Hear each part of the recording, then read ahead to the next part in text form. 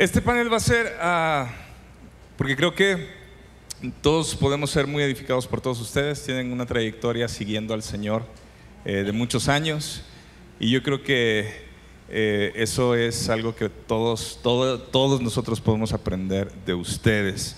Entonces, yo quisiera comenzar, y no tienen que contestar la misma, no todos tienen que dar respuesta para la pregunta, sino que el que se sienta o me la gane.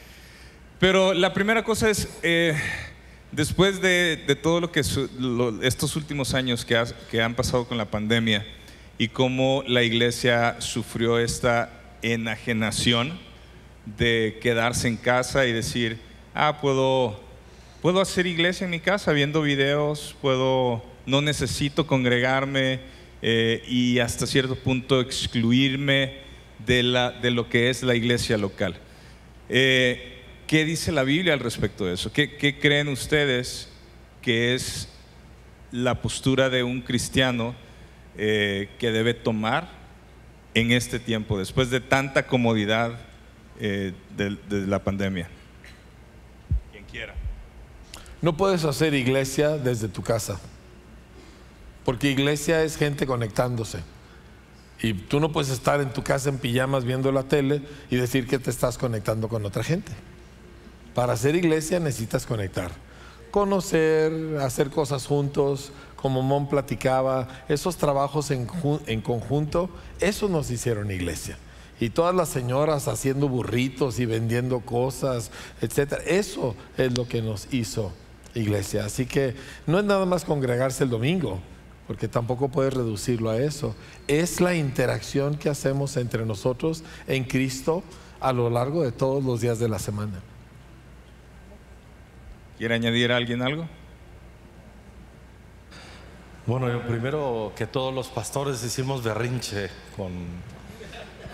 queríamos, ya está pasando un poquito, pero queríamos asesinar a todos los que tenían esa actitud, ¿no? Y luego te acuerdas que la ira del hombre no obra la justicia de Dios y le bajas, ¿no? No, muy difícil. Yo creo que se exhiben dónde están los corazones. Creo que el libro de Malaquías nos lo dejó el Señor, porque parte del propósito vemos que Dios hace una denuncia sobre una consagración que en su momento era genuina, pero comienzan a aflojar el paso y comienzan a hacer las cosas porque las tienen que hacer. Se pierde la pasión y la devoción. No dejaron de hacer todos los rituales, pero lo hacían a la y se va, a la carrera. Recuerdan cuando les dice, no le reclama que no traían sacrificios, sino que traían los animales, los tuertos, los cojos, y violaban los principios de la palabra de Dios. Y al último el Señor les dice, a ver, preséntale eso al gobernador y al príncipe, a ver si te lo acepta. Y Dios está diciendo, hónrenme. Creo que ha sido un desafío post pandemia, que todos en nuestro corazón nos demos cuenta si de veras estamos honrando al Señor.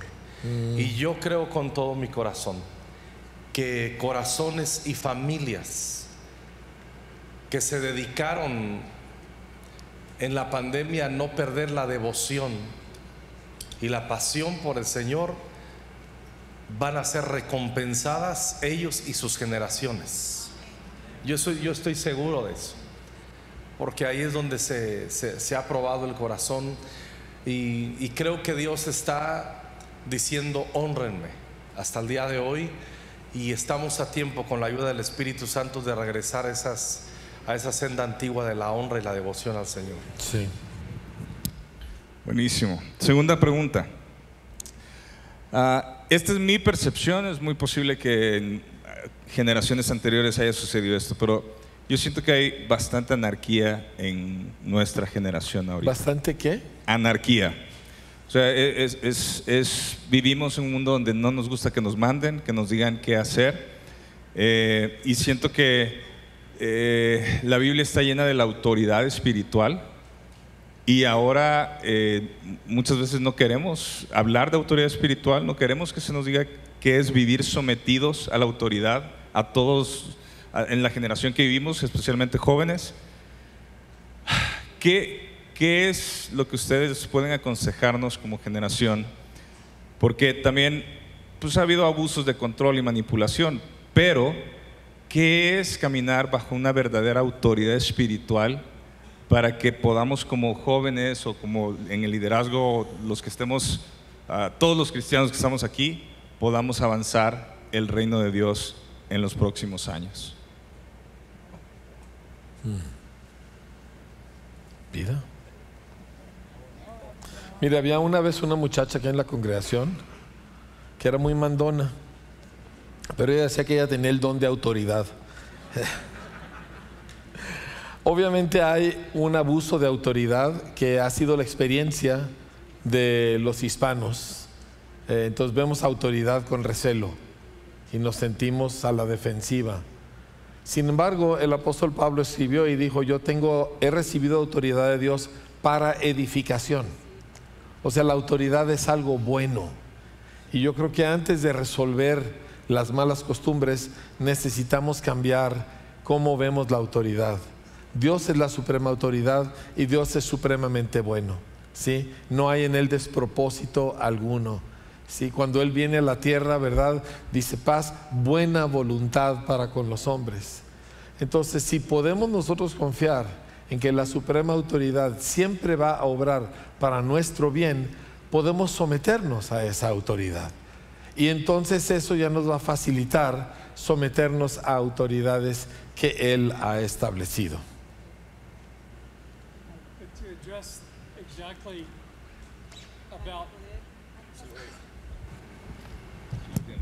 To address exactly about this generation experiencing anarchy. Para poder hablar acerca de exactamente el punto de que esta generación está experimentando anarquía. I think anarchy is the Anarquía lack of es falta trust de in confianza leadership en el liderazgo, or being defiled by leadership, o al mismo which causes rebellion. o ser dañado por el liderazgo, lo que causa rebelión. And so I think leadership has Yo creo a que el liderazgo grand opportunity tiene una here gran oportunidad to rise up de levantarse and show the younger y generation mostrar a las generaciones que that vienen they can be trusted. que puede ser que pueden volver a confiar en ellos. Because just like in any gang or anything, Porque igual que pasaría en una pandilla, they join because se it creates unen a a la purpose in their pandilla life. porque crean un propósito. Los líderes de las pandillas crean un propósito en la gente, en los chavos, ¿verdad? And if we can lead them Y si nosotros podemos dirigirlos to know that God is the supreme a authority saber que Dios es la suprema autoridad, and that He can be trusted, y que Dios puede ser, que puedes confiar en Dios, it changes everything. y eso cambia todo. You see, the generation that's below us, La they're generación not que sure está bajo, that God can be trusted. que la generación que nos precede ahorita no se les ha mostrado que Dios puede ser confiado. And it's our responsibility Y es nuestra responsabilidad to begin to develop a relationship el with God desarrollar una relación con Dios to a level that a un those nivel watching que aquellos que nos están viendo can say, I want what you have. puedan decir, yo quiero lo que tú tienes. You trust in God, Tú confías en Dios and I see y you. yo te veo a ti. I can trust God. Yo puedo confiar en Dios. Si yo pudiera añadir un poco a esto también, yo creo que con la erosión de la confianza en las Escrituras viene la erosión de la confianza en la autoridad. El asunto de la sumisión a la autoridad, yo creo que también así un poco como lo que Dan estaba diciendo, es un poco complejo porque tiene mucho que ver con aspectos sociológicos. La verdad es que a lo largo de los siglos los liderazgos, ya sean cristianos o seculares, le han fallado a la gente. Y eso ha hecho que se pierda la confianza en lo que representa el liderazgo. Entonces la gente iguala lo que ha sido modelado a lo que las escrituras están diciendo.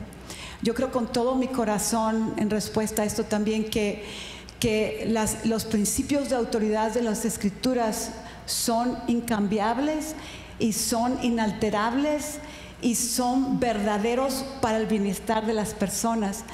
La razón por la cual la autoridad es puesta en las escrituras en la manera que se dice en las escrituras es porque nosotros fuimos hechos por Dios y Dios sabe cómo nosotros funcionamos y cómo nosotros respondemos, y esto tiene mucho que ver con la autoridad. La autoridad es algo that is safeguarding. ¿Cómo se dice safeguarding? No sé, es algo que nos protege. O sea, la autoridad tiene muchas facetas y no podemos decirlo ahorita en este momento, pero la suprema autoridad de Dios y todo lo que Dios nos habla acerca de la autoridad no es algo más que lo mejor para la vida del ser humano. Cuando dice la palabra de Dios, mujeres, sométanse a sus esposos. Híjole, wow. Es mucha responsabilidad para uno. Además es una gran responsabilidad para los hombres, pero imagínate en el tiempo y en lo que estamos recibiendo a través de los medios sociales, de la televisión, es completamente opuesto. Y claro que está terrible la cosa, sin embargo no es infundada. Y yo creo que antes de poder decir tienes que confiar en la autoridad como Dios lo dice, tenemos que modelar la autoridad de Dios. Para que el pueblo verdaderamente, así como dice Dios, como dice Dan, mi Dios, ¿no? mi maestro, pueda volver a confiar y someterse a la autoridad verdadera de Dios. Rebeca. Yo estoy aprendiendo.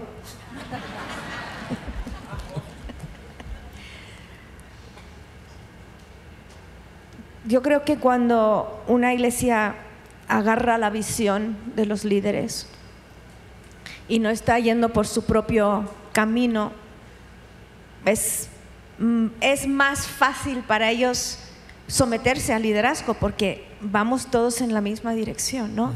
Son las personas que no se someten primero a la visión de la iglesia que están siempre andando por ahí, ¿no?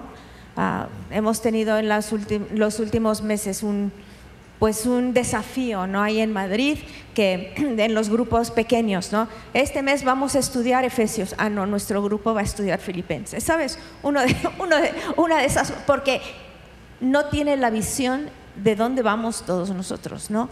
Y entonces yo creo que cuando entiendes la iglesia, entiendes dónde vas y ves el corazón de los pastores, ¿no? No son perfectos, pero no quieren hacerte daño, no vienen a por ti. Entonces yo creo que ayuda mucho, ¿no? Ver la visión de la iglesia, la visión de los líderes y saber que todos vamos juntos en la misma dirección. Sí.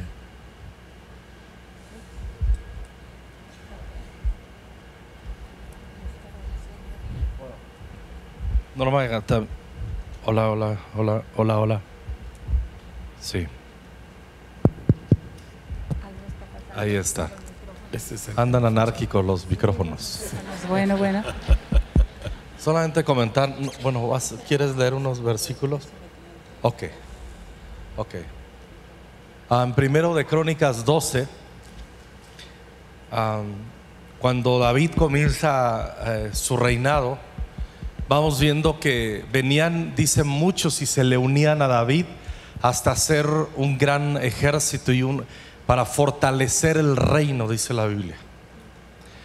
Pero de repente vienen unos que reconocen la autoridad de David, y si eran unos que ni eran cercanos a David, vienen y se presentan con David y le dicen: David, paz contigo y paz con los que te ayudan. Pero David estaba traumado, el pobre. Les contesta, los voy a decir en chilango: si vienen para darme en la torre, que el Señor los reprenda y que se los truene.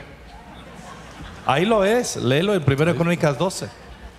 Versión Dice, DF. Sí, pero si vienen, no, y eso que ando en el espíritu, si no les digo la peor y no es necesaria.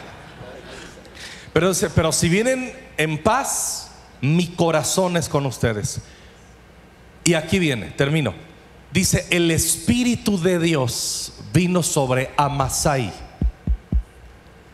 Pero noten bien, el Espíritu de Dios ahí ni hizo que profetizara Amasai, ni vino un milagro. No vino nada extraordinario entre milagros y profecías. Bajo la unción del Espíritu, bajo la llenura del Espíritu, le dice a David: paz contigo, David, que eres la autoridad, y paz con los que están cercanos siguiendo la visión contigo. O sea, la llenura del Espíritu hace que la anarquía se vaya del corazón. Quienes son anárquicos están vacíos del Espíritu Santo y tienen un avivamiento de ellos mismos. Que sigan su camino, ¿sí? Ya les puedo contar muchas experiencias, pero no. Y en primera de Pedro 5:5 NTV dice: del mismo modo, ustedes los más jóvenes tienen que aceptar la autoridad de los ancianos, y todos vístanse con humildad en su trato los unos con los otros, porque Dios se opone a los orgullosos, pero da gracia a los humildes. Vaya versículo. De una vez, vida. Yo creo que México tiene una raíz de anarquía muy fuerte de los dos lados. Somos un país extremadamente rebelde. Cuando yo me convertí, yo me acuerdo, pues yo fui la consentida de 5 hermanos y de varones y de un papá, y mi papá así nos crió, así nos hizo. Ustedes nunca trabajen para nadie, ustedes nunca dejen que los manden. Y eso fue muy fuerte para nosotros, y enseñó a mis hermanos, los educó a mandar. Él se dedicó a formarlos para que ellos mandaran. Ahora que estaba en Cristo, cuando yo recibo el Espíritu Santo, pues yo no sabía cómo yo venía, pero lo primero que me topo en la Escritura es con estos versículos de someterme, y me dio un pánico, porque yo dije, yo me tengo que someter pues al pastor que estaba en esa iglesia, y me dio mucho miedo, pero el Espíritu Santo me enseñó tan fuerte que pues que la Biblia no iba a fallar, y que si yo me sometía, Dios siempre me iba a proteger aún de las equivocaciones de ese pastor. Y les quiero decir que pasaron cosas. Ese grupo se deshizo, el pastor tenía un espíritu de control tremendo, pero Dios siempre obró para sacarme a tiempo. Nunca tuve la oportunidad de guardar nada contra él ni nada, porque a su tiempo Dios siempre me ha protegido. Yo creo de todo mi corazón. También hemos tenido que aprender mucho como pastores durante todos los años, pero yo te quiero decir una cosa, porque si hay una generación sin una autoridad, nunca vas a madurar, nunca vas a ser formado, porque para eso la puso Dios. Entonces yo creo de todo mi corazón que si viene, como dice Alejandro, un bautismo, un avivamiento del Espíritu Santo, eso es lo primero que trata Dios con nosotros: te vas a someter a mí, voy a ser tu rey o no. Entonces, para mí, si una autoridad se equivoca y tú te sometes a lo que te está diciendo esa autoridad y no eres rebelde, a su tiempo Dios hará que esa autoridad cambie de parecer. Pero ahorita sí hay mucha rebeldía, mucho no me diga nada, hay mucho tú qué quieres. El consejo que están recibiendo la mayoría de jóvenes o gente, pues el pastor dice eso, pero tú qué quieres. Entonces eso es muy peligroso, y eso es peligroso hasta para nosotros. Pero vivimos en una época que está en los dos lados, y esto lo aprendimos de una directora de una escuela que está logrando resultados impresionantes. No es cristiana, en el Liverpool, y ella parte de su tercer principal valor en esa escuela dijo: yo tengo que enseñarles a los niños autoridad. Dice 2 cosas: ellos tienen que aceptar autoridad y los maestros necesitan ejercer autoridad, porque el problema de ahorita es que ya ni nosotros queremos ejercer autoridad porque tenemos miedo, y ya los alumnos o los hijos o los discípulos tampoco quieren la autoridad. Entonces hay una guerra en este lado y del otro lado también, y yo creo que el Espíritu Santo tiene que venir y tratar realmente con nosotros y todos confiar en eso, sin autoridad, aunque esté muy mal. Como decían el dicho ese muy famoso de antes, más vale la más mala sombra que el resistidero del sol, ¿no? Pero a veces es tan importante que tú digas, o sea, yo me voy a someter en fe, y el Señor va a obrar en la autoridad si lo haces honestamente. Dios nunca va a dejar que la autoridad te dañe. Eso lo he vivido por 40 y tantos años. Y de todo hemos pedido consejo nosotros. Jamás ha habido una sola cosa que nosotros no vayamos. Aún ahorita con el sistema educativo fuimos con el hermano Myers y él nos dijo exactamente qué hacer. Él nos dijo sí o no. Jamás hemos hecho una cosa que no esté bajo autoridad. Es muy importante entender también que autoridad empieza a ejercerse y a practicarse en el hogar. Y es muy difícil pedirle a un muchacho de 15 años que en su casa nunca le han enseñado a estar bajo algún tipo de autoridad, ahora pedirle que ahora él se someta a otro tipo de autoridad. La responsabilidad empieza en el hogar. Y Tita menciona esto de que hay un temor de ejercer autoridad. Y muchos papás, no, es que mi hijo no me va a querer, y no, pues él también tiene derechos. Y sabe que si los niños pudieran decidir por sí mismos, no necesitarían adultos. Dios pone niños en manos de adultos porque el niño no es capaz de dirigir su propia vida, necesita a alguien que lo vaya dirigiendo. Y obviamente los padres no usamos la autoridad para nosotros estar a gusto, para que mi hijo no me moleste. Porque muchas veces si nosotros estallamos porque nos causó una vergüenza o una incomodidad al niño, el niño entiende que nosotros estamos usando mal nuestra autoridad. Jesús dijo, el que quiera ser grande, o sea, el que quiera ser el que esté en autoridad, sirva a los demás. Entonces la autoridad se usa para beneficiar, para desarrollar a la otra persona. Y obviamente tenemos que aprender los adultos aquí a usarla de manera consistente. Un día estás de buenas, el chamaco hace una barbaridad, no le dices nada. Otro día estás de malas, el chamaco hace la misma cosa y ahora sí casi le quiebras la casa encima. Todos estos son elementos que nos perjudican. Pero a mí sí me gustaría dejar sobre los hombros de nosotros, los padres de familia, que nosotros tenemos la oportunidad de empezar en casa el buen uso de autoridad para que esta anarquía no se extienda. El niño pequeño, fíjense bien, un niño pequeño tú le dices que haga algo y puede ser que no te haga caso, pero no le es extraño ni ofensivo que tú le des una orden. A lo mejor le dices recoge tus juguetes, no quiero, pero no te dice tú quién eres para mandarme a mí. O sea, él entiende que él es ahí el que tiene que obedecer y el papá es el que manda y no le parece algo extraño.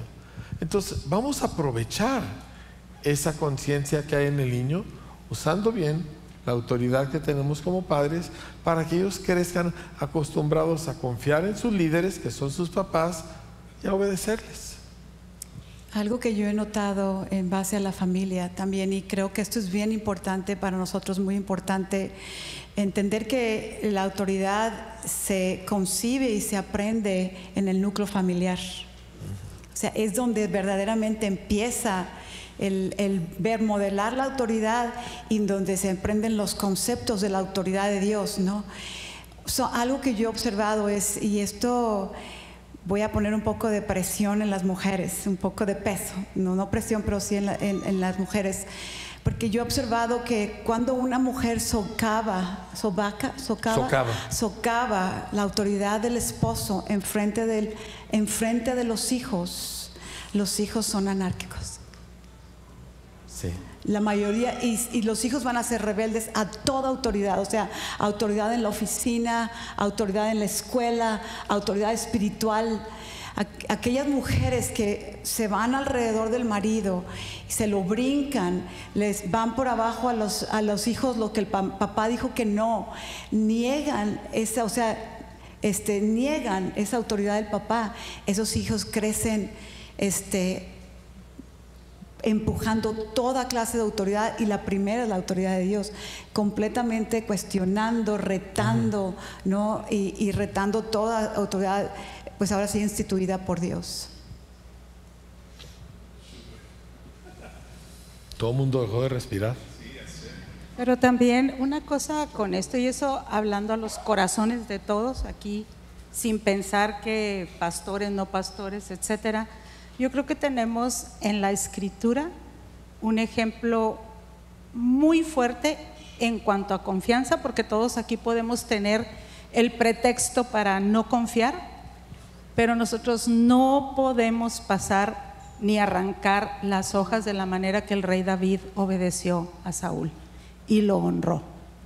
O sea, es una cosa que para mí es impresionante, que estaba loco su autoridad, que lo iba a matar, que lo odiaba, que mató 90 sacerdotes por causa de él y jamás levantó su mano contra el rey David, y eso lo hizo con el rey Saúl, y eso hizo a Jesús una persona que obedeció en todo. Dice que padeció y él obedeció en todo como uno de sus descendientes, como siendo uno de sus descendientes. Entonces, independientemente de todo, yo creo que esto es una cosa muy del corazón que todos debemos de poner y decir: Señor, ¿dónde estoy yo?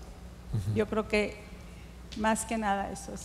Quizá puedes hacerte una pregunta. Es una pregunta que yo me he hecho a mí mismo y se la hago a personas. Le digo: ¿a quién obedeces? Pero no, no, dame un nombre. Dime una persona que te puede dar una orden a ti y que no te ofendas. O ¿quién te puede corregir? Y nuevamente, no, pues ya ve que todos pecamos continuamente de palabra y de omisión y de obra, ¿verdad? Dime el nombre de una persona que te puede corregir sin que tú te ofendas. Y esa es una prueba importante para todos nosotros, porque si no lo dejamos en conceptos. Pero necesitamos poder tener a alguien que nos pueda decir: no, eso no, y le hacemos caso. Y a nosotros como pareja y como ministros nos ha salvado la vida varias ocasiones que personas en autoridad sobre nosotros nos dijeron: no, no es por ahí, y les hicimos caso y nos ahorramos catástrofes literalmente por haber obedecido a alguien. ¿Te estás haciendo la pregunta? ¿A quién obedeces tú? ¿Y quién te puede corregir? Buenas preguntas, hay que contestarlas honestamente. Otra más antes de que se nos acabe el tiempo. La Escritura dice que cuando nos hallemos en diversas pruebas, nos alegremos, y que la prueba produce paciencia, y que la paciencia produce perfecto resultado para que seamos perfectos y completos sin que nada nos falte. Muchas veces como cristianos viene una situación difícil o una prueba y no sabemos cómo reaccionar. Reaccionamos con temor, reaccionamos sin una base bíblica a veces, o sin una promesa de parte de Dios, y en lugar de quizás entender que Dios está con nosotros, sentimos que estamos solos. Platíquenos de alguna prueba que ustedes han enfrentado en su caminar con el Señor y que puedan decir: parecía que me iba a morir, parecía que me iba a ahogar, parecía que no iba a salir de esta, y Dios intervino, y ahora puedo ver el fruto de esa prueba. Como digo en mi libro,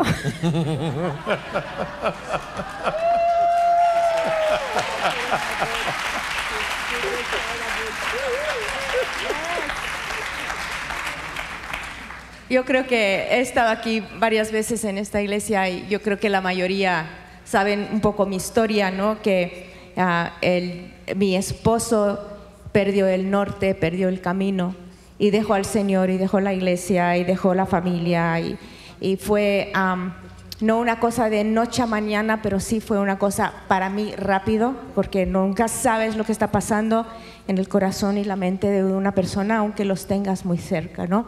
Entonces, pues como os podéis imaginar, yo, bueno, Enrique y Tita lo saben, mi vida es que ni los que han pasado aquí trauma, pues saben que no sabe, tu vida se te deshace, ¿no? Entonces, ¿qué hice? Me senté en mi silla, levanté mis manos y cría Shotoroko Hushan, Dolorobo Bobo Hushan, Dirian, Dolorobo, oré. Cuando me iba oré y clamé al Señor, yo decía, Señor, solo tú me puedes ayudar, yo no sé qué voy a hacer, yo no sé qué hacer, yo no sé cómo hacer, yo no sé si mis hijos van a terminar por ahí, yo no sé si nuestra iglesia se va a quedar en pedazos, todo lo que nosotros hemos construido 25 años, y Dios me ayudó. Es que Dios te ayuda, cuando clamas a Él, Él te ayuda. Dice, clama a mí y yo te responderé, y Él responde, y podemos correr a Él. Él es nuestro torre fuerte. Es que no tengo un 1, 2, 3, 4 y así se hace. Es correr a Dios, clamar a Él y Él está ahí, ¿no? Como dice en tu libro. Como dice en mi libro.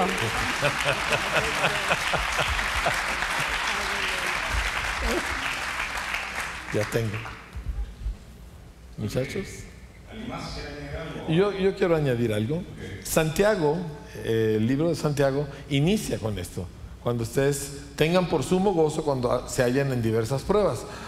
Ya casi no quieres leer el resto de Santiago, ¿verdad? Pero al final de Santiago dice, ¿está alguno afligido? Haga oración. Así es. Entonces no es una cosa simplista como que, ay, fui atacado y perdí todo mi dinero, gloria a tu nombre, Jesús.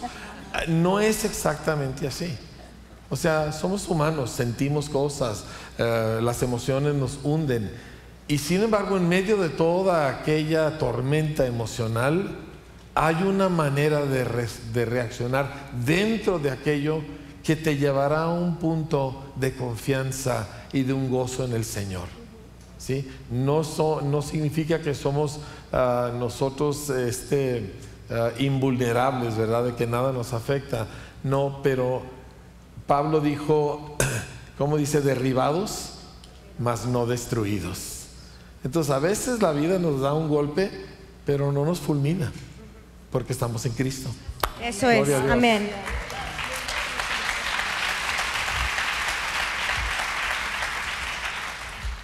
Y también en parte con lo que dice Rebeca, que fue muy fuerte y la vemos como el Espíritu Santo de veras la ha hecho una mujer increíble, digna de admirarse. Y en circunstancias también a mí me vinieron cuando Alejandro estaba en el hospital, que se me estaba muriendo de COVID. Sí, estaba en el hospital y recibo una llamada de Alex, porque le dejaron todavía el teléfono ahí a Alex y estaba llamando, oye Norma, apenas podía hablar porque pues no oxigenaba bien. No le habían puesto oxígeno ni nada. Bueno, fue un montón de cosas que, pues como fue uno de los primeritos, no sabía la gente, los doctores qué hacer. Y me dijo, Norma, yo creo que ya no siento a Dios. Eso, híjole, me brincó increíblemente, porque yo dije, no, esto no es de Dios. A ver, ¿cómo que ya no sientes a Dios? ¿Sientes al Espíritu Santo? ¿Estás escuchando la voz de Dios? Dice, no lo escucho nada, Norma, nada. No puedo leer la Biblia, ya no puedo. Y no podía ni hablar. Y le dije, bueno, vamos a hacer una cosa, Alex. Y me puse, pero como una osa. Empecé a guerrear y le dije, te reprendo, Satanás, en el nombre de Jesús. Alejandro, respira profundo y órale, sóplale. ¿Cómo que te me vas? No, hombre, ¿cómo que no vas a sentir la presencia de Dios? Te reprendo, Satanás, lárgate, lárgate. Y empezamos a clamar los dos y decíamos: Espíritu Santo, ven, visítalo, que Él pueda dormir, que Él pueda oxigenar, que Él pueda sentirte otra vez, Señor. Y guerreamos de tal forma que en la madrugada, me recuerdo, que sentí unas tinieblas diciendo: ya vencí y te lo quito. Y dije: no, me puse a guerrear, a cubrirlo en oración junto con nuestros hijos y la iglesia. La oración hizo impresionante. Alejandro me habla y ya nos cuenta que empezó ese día, el quinto día, que para él fue el quinto día más espantoso, pero ese día dice que empezó a sentir la presencia de Dios y él empezó a clamar. Bueno, ¿qué más? Si no, él lo puede decir, Alex, pero fue algo muy fuerte. Pero la oración hace grandes cosas. La oración no puede desmayar en un hijo de Dios. Y en medio de la tribulación uno dice, aquí nos agarramos del Señor porque nos agarramos. Y vimos la mano del Señor, y gracias a Dios por la vida de Alex porque está aquí. Pero también yo decía: ay, Señor, yo no me puedo quedar sin don Alex, este hermoso pastorcito. Dice: no, es latoso, pero yo necesito esa lata. ¿Quién me va a mantener? No. Ahorita lo digo así, risa, pero sí sentía las crisis. Gracias, Norma, por la... nada más, termino con esto. ¿Qué hacer en el peor día de nuestra vida? Primero de Samuel 30 te lo dice. A David venía de una gran conquista y en unos cuantos minutos le cambia todo el panorama de la vida.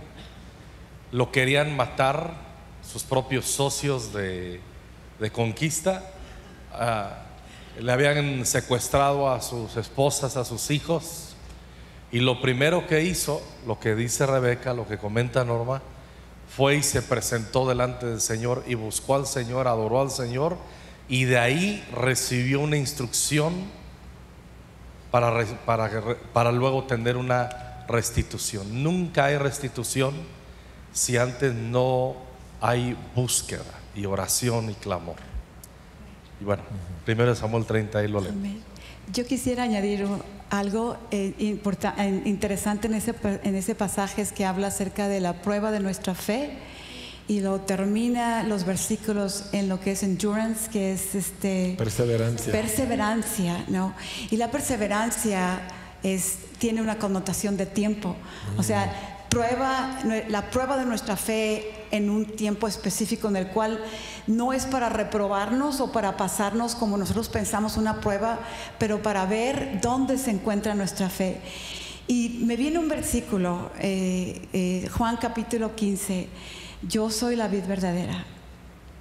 Y luego dice varias cosas en Juan capítulo 15, pero dice: porque separados de mí no pueden hacer nada. Las pruebas de nuestra fe, separado de Él, no la vamos a poder pasar. Y lo que pasa a veces es que nosotros nos desconectamos y nos conectamos, nos desconectamos y nos conectamos, nos conectamos y nos conectamos.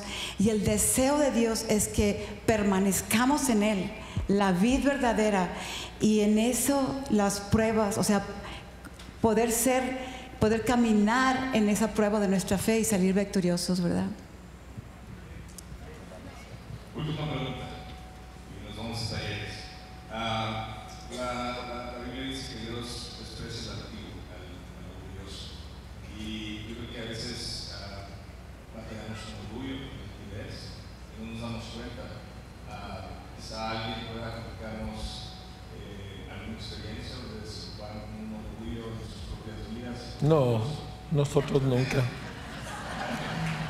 Y cómo Dios nos ayudó a vencer eso, y cómo nosotros podemos vivir una vida, como decía ahorita la pastora, con un corazón, lo dijo Jesús, pero un corazón humilde y mansedumbre. El orgullo es como el mal aliento. Tú eres el último en darte cuenta que lo tienes. Entonces necesitas que alguien te lo diga y necesitas aceptar cuando te lo dicen.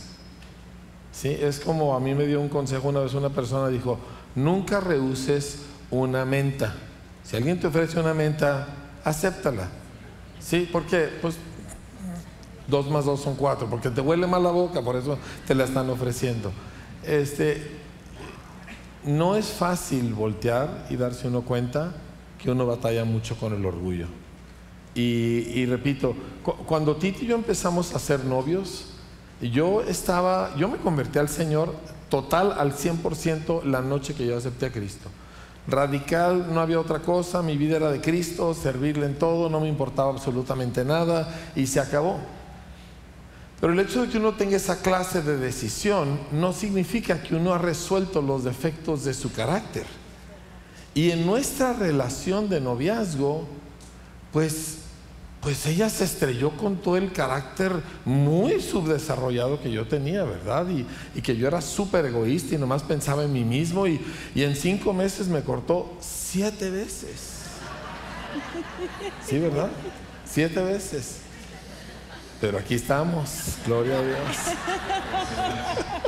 Esa es la perseverancia, ¿verdad?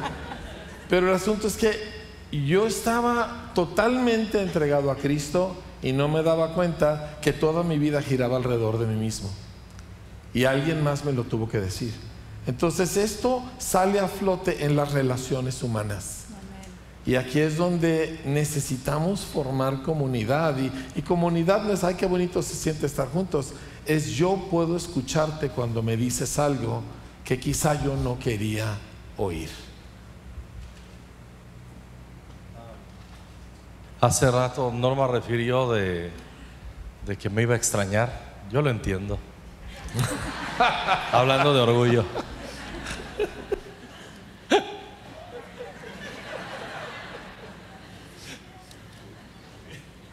Perdón, señor, fue una broma nada más. Justo hace 3 años que estaba en el hospital. Justo. Pero eso que contó Norma es increíble. El único salmo que alcancé a leer, porque me sentía, estaba muriéndome. El único salmo que alcancé a leer y que me lo ponía luego y lo escuchaba hasta donde podía escuchar, el único salmo fue el Salmo 30. El Salmo 30 para mí significa mucho. Y hablando del orgullo, he tenido 3 años para meditar este salmo y que sea un espejo y agua a mi alma también. Y todos comúnmente sabemos este versículo, pero Dios me lo habló: porque su enojo dura solo por un momento, pero su favor sigue dando la vida. Aquí es donde Dios me prometió que no iba a morir. Por la noche hubo llanto, pero al amanecer hubo canto. En la versión que dice por la noche será la otra versión. Pero miren, ¿qué hay entre la noche de llanto y el amanecer de canto? ¿Qué hay? El siguiente versículo. Estoy en la palabra, en la PDT, Salmo 36. Yo pensaba, aquí viene, muy seguro que nada podía vencerme.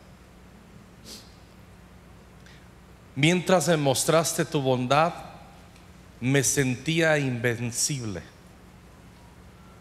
Mientras tú me mostraste tu bondad, me sentí invencible, Señor. Pero cuando te alejaste de mí, me invadió el miedo. Yo creo que Dios, hablando de una experiencia, porque pediste que contáramos, yo puedo contar muchas. Esa fue una muy fuerte. Yo cuando le decía a Norma, es que no siento la presencia de Dios, y yo no estoy hablando de un sentimiento, sino más que lo más correcto es saber, más que sentir. Yo no sabía, pero este salmo me ayudó mucho y está diciendo: cuando yo estaba, mientras me mostraste tu bondad, me sentía invencible. Hay orgullos bien discretos. El orgullo no siempre es evidente. El orgullo no siempre tiene cara de fanfarronería.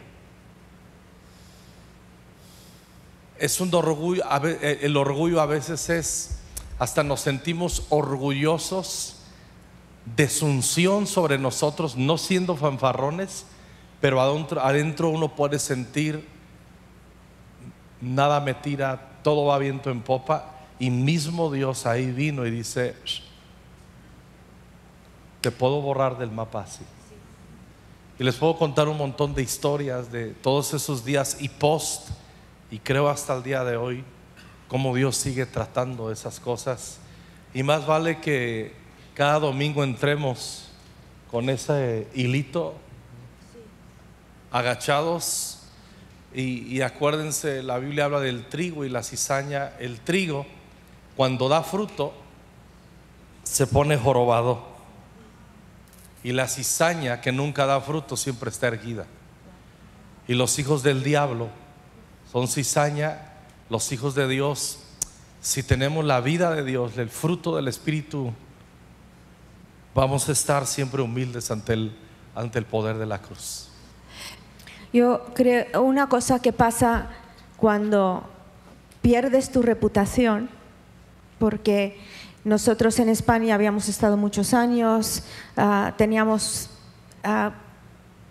cierta autoridad espiritual en la nación, éramos una pareja muy cool, éramos muy guapos, ¿no? Y cuando pierdes todo eso, te empiezas a preguntar: ¿y quién pensaba yo que yo era? ¿Me explico? ¿Quién pensaba yo que yo era? Y empiezas a ver que eres uno más entre todo el mundo, que Dios te ha salvado, que no te mereces ni en la respiración misma que tienes, ¿no? Y es algo muy fuerte y muy liberador cuando no tienes que guardar tu reputación, porque ya te lo perdiste. That's right. Y es entras, no tienes que ser nadie. Y es, pero de verdad para mí fue un despertar, pensar, ¿y qué pensaba yo, no? Yo me acuerdo, entré una vez en una reunión de pastores y estaba yo con otra persona y me dijo: ¿viste cómo los pastores, their face lit up, cómo se pusieron tan contentos cuando entraste tú a la reunión, que vieron que llegaste? Y yo: pues sí, ¿verdad? Y el Señor me dijo: ¿te gustó, ¿te gustó? Pues ahora vamos a ver, ¿no? Pero sí, ver cómo, ¿de qué nos jactamos si todo lo que tenemos nos ha dado, ¿no? Yo quisiera decir nomás, recordar lo que Alejandro nos estaba diciendo anoche. Cuando Jesús empieza a llorar sobre las ciudades, Él empieza a decirles, a reprocharles que no conocieron el día de su visitación. Y parte del no conocer el día de su visitación fue el demostrar un espíritu de arrogancia que no lo recibiría. O sea, ellos querían siempre manifestar que ellos conocían más que lo que Dios estaba trayendo a través de la vida de Jesucristo. Dice, están tan ciegos porque están tan llenos de sí mismos que no pueden ver lo que está enfrente de ellos. Y eso es lo que hace el orgullo en nuestra vida. No nos deja reconocer la visitación y la presencia y la vida de Dios que está tan cercana de nosotros. Yo quisiera decir, y lo he estado viendo como ya los últimos 6 meses, yo he estado escuchando a personas que están hablando de cómo Dios está redarguyendo sus corazones para volver nuestra vida, volver nuestro corazón con un corazón humilde hacia Dios. Creo con todo mi corazón que estamos en el umbral de una visitación precisamente por eso, porque los corazones están queriendo arrepentirse, porque nos estamos doblando, porque estamos queriendo a Dios a toda costa, a todo precio, al costa de nuestra reputación. No me importa lo que piensen, no me importa lo que digan, no me importa cómo es, lo que quiero es tu presencia. Y estamos viendo que eso está creciendo, y creo que esta visitación viene precisamente para que los propósitos de Dios, como lo escuchamos, se puedan manifestar. Iglesia, en Génesis capítulo 18 Abraham recibe una visitación de Dios y vinieron 3 individuos que llegaron a su casa y él los ve y dice la palabra de Dios, dice que fue en el calor del día, o sea, en lo más difícil, en el medio del día, viene Dios caminando por la puerta. Abraham está sentado protegido del calor y lo ve venir y vienen los 3 y se le acercan y lo único que él hizo fue levantarse corriendo, reconociendo esta visitación y dice: ¿me permites por favor que yo te prepare algo a ti? ¿Qué te puedo dar? Y yo creo que en el umbral, al verlo venir y al estar reviviendo nuestros corazones, decir: aguas con esto, aguas con aquello, y qué de esto, o sea, no nos deja en paz. No nos está dejando en paz, y a Él sea toda la gloria que no nos está dejando en paz. No queremos que nos deje en paz, pero Él viene. Y estábamos hablando con Rebeca hoy en la comida, ¿cuándo concibió Sara? Creemos que ahí fue cuando concibió, que vino, y ahí es donde Él intercede por Sodoma y por Gomorra. O sea, ese capítulo es tremendo, pero creo yo que estamos, Alejandro, en este umbral, y el Señor nos está llamando a que nuestros corazones se doblen y le demos amplio acceso. Escudriña, Señor, mi corazón. Muestra luz, dijo Él, que de una promesa que nos dio, que con una lámpara, ¿verdad?, levantaría todo para ver qué había. Y eso es nuestra parte. Necesitamos una visitación del Señor como nunca antes. Déjame cerrar con esto, y esto es terrible lo que voy a punto de decir, pero es por eso que necesitamos a Dios. Uno de nuestros amigos de Alaska acaba de hablar por teléfono con Dan, otra vez le digo Dios, y estaba compartiéndole, estaba platicándole a él de lo que le sucedió a su nieto. Su nieto le llamaron la atención en la escuela, porque detrás de él se sienta una niña que ella dice que ella es gato. Entonces está miando todo el día. Es que yo soy gato.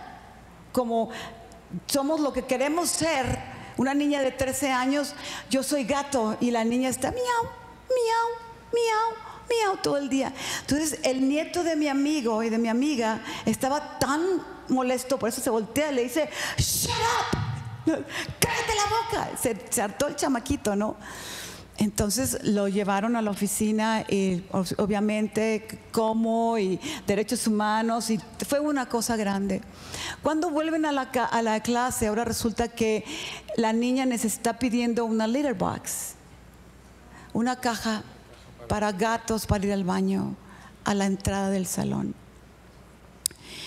Lo que está enfrente de nosotros para la generación venidera es extremadamente serio. Yo no tengo palabras.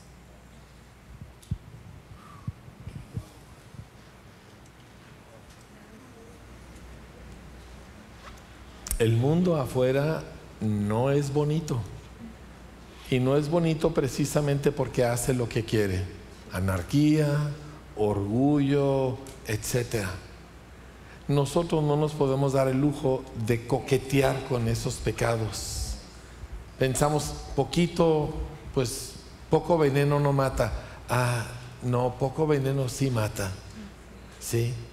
Y el pueblo de Dios es un pueblo que Dios ha escogido para ser santo, consagrado a Él, dedicado exclusivamente al Señor, no coqueteando con estos pecados que para el mundo ya es pues la cloaca en la que viven, ¿sí? Y nosotros que a veces nos queremos medir de que ellos están mal porque hacen mucho malo, nosotros no tanto porque solo hacemos poquito. Pero Dios está llamando a su pueblo a someternos a Él, a confiar en Él, a obedecerlo en todo, ¿verdad? A caminar en la humildad y en la mansedumbre de Cristo, a aprender obediencia, no como algo que tengo que hacer, sino como Jesús nos enseñó a orar, ¿verdad? Venga tu gobierno. O sea, gobiérnanos, Señor. Hágase tu voluntad, no la mía, la tuya. Así como se hace en el cielo, con esa misma dedicación que los ángeles te obedecen en el cielo, igualito aquí nosotros. Esa es la oración que Jesús nos enseñó a orar. Y si la tomamos nosotros en serio, a pesar de que no somos gente perfecta, pero ese corazón que está íntegro para el Señor va a abrir las puertas para que el Espíritu Santo se derrame sobre nuestra generación. Entonces yo sí quisiera aprovechar, cerrando este tiempo, para hacer un llamado a nosotros a que cristianismo como lo conocemos ya no va a dar el ancho, ¿sí? De que yo voy a la iglesia el domingo, pero más o menos vivo mi vida como yo la entiendo. No, eso no va a dar el ancho. Avivamiento significa que volvemos a como las cosas se ven en la Biblia, ¿verdad? Esta gente consagrada, esta gente santa, esta gente que pone la otra mejilla, lo que Tita está orando, yo estoy orando otras cosas por mí, ¿verdad? ¿Por qué? Porque yo no quiero un cristianismo que es mejor que otros. Yo quiero el cristianismo que leo en la Biblia. Yo quiero la clase de corazón que veo en Jesús, y yo creo que en el fondo todos nosotros queremos eso también.